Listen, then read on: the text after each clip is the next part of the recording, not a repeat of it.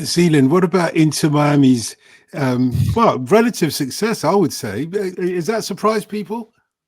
That surprised me. That surprised me a lot. I'm not going to lie. Look, last year, Inter Miami was the best team MLS had ever seen. They got upset massively in the playoffs, but they got more points in the regular season. They had guys coming off the bench that were MLS All-Stars. I mean, they had I don't know how they fit that in the MLS cap, but it was crazy. Now, this year, they're not that team. They haven't been that team all year. When you watch them play MLS matches, they're slow. They look old, right, when they're playing. And then every once in a while, Luis Suarez will get free and he's able to get one step on somebody and he scores, right? Or Messi does something crazy. But when you watch the flow of the game, they look their age, right? Messi never pressed, but it's like the other guys can't really move that much either. And so I was worried. I thought it was more likely that they would show up at this tournament and maybe get found out a bit, maybe get one sort of embarrassing result. I was worried they'd lose to Al Ahly, because that's a dangerous team. They won the African Champions League 3 times. But this is a real surprise to me. Maybe I just shouldn't have discounted Messi's impact in a cup setting. You're talking about how different a cup is, where you just need one or two moments for everything to change. But now Inter Miami being the only MLS team that makes it out of the group is a surprise to me. Seattle never had a chance, but I probably would have said LAFC would have been the team. But they are. They have to be doomed against PSG, right? I loved Seattle. I thought Seattle were really, really good, and they were better than Botafogo, but just stupidly went 2 goals down. And Atletico Madrid came to try and blitz them away, and Seattle stood up to it. And I thought they were terrific. They looked like a really, really, really good side.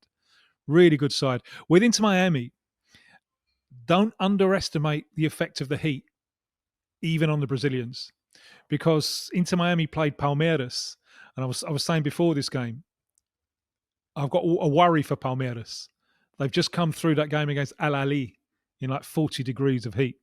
You pay a price for that. You pay a price, and foolishly, a usually very cautious coach, he went with an attempt at a high press. He's thinking, yeah, Messi and Suarez, they can't run. We'll press them high.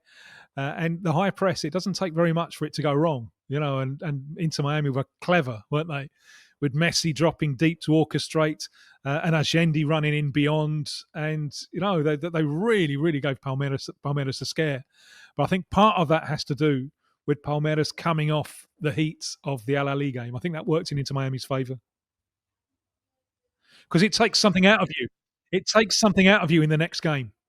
If you play a game in that intense heat, the next game, it's a little bit like, I call it the Manaus effect. In the World Cup over here in 2014, everyone who went to Manaus, long journey for the steam bath and the journey, everyone who went there lost the next game. Because you just lose a little bit of your physical capacity. Yeah. And with Inter Miami against Porto, for instance, you had that effect that we were talking about before, that playing the cup and playing the league is totally different. If you have a player like Leo Messi, he practically put Porto to bed with 3 or 4 plays.